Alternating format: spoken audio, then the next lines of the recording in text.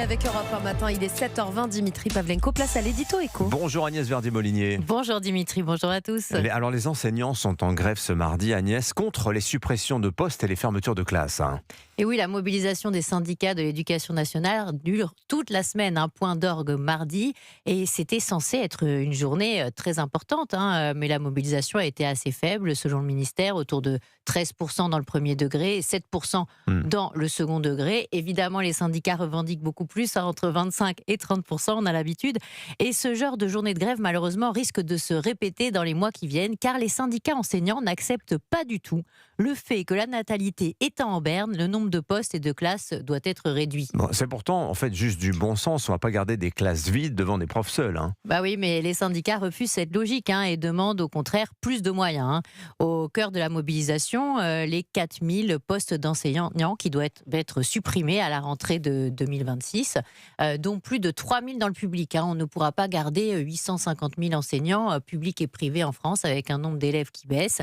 Dans le premier degré, la projection, c'est 600 000 élèves de moins à l'horizon 2029. Et dès la rentrée de septembre 2026, l'école primaire devrait accueillir près de 117 000 élèves en moins. Ah oui, c'est beaucoup. C'est dès septembre.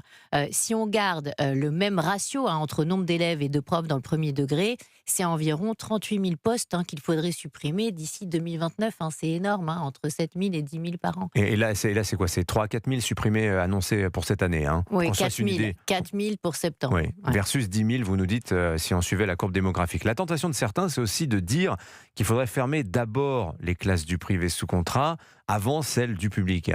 Et oui, mais ce serait vraiment un scandale, car c'est plutôt le contraire qu'il faudrait faire, vu d'abord, la demande des parents, qui est énorme, et puis deux, le fait que pour les financeurs publics, le privé sous contrat, c'est 50% moins cher que l'enseignement public. Sur l'ensemble de la France, le secteur privé sous contrat scolarise seulement 13% des élèves du premier degré. Dans une note, l'Institut des politiques publiques s'alarme d'ailleurs du fait que l'école publique à Paris ait enregistré une baisse de 24% de ses effectifs de CP depuis 2010, contre seulement environ 4% de baisse pour l'école privée. Et ils en concluent d'ailleurs qu'il faut fermer plus de classes dans le privé pour enrayer ce que je cite, la dynamique ségrégative. Mais avec cette loupe déformante, l'Institut des politiques publiques fait fausse route.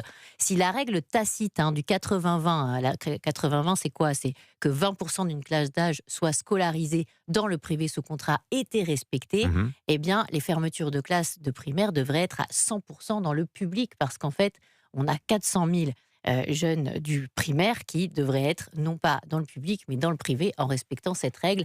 À bon entendu, mais on n'a pas fini d'entendre parler de cette question. Signature Europe 1, Agnès Verdier-Molinier. Merci beaucoup Agnès.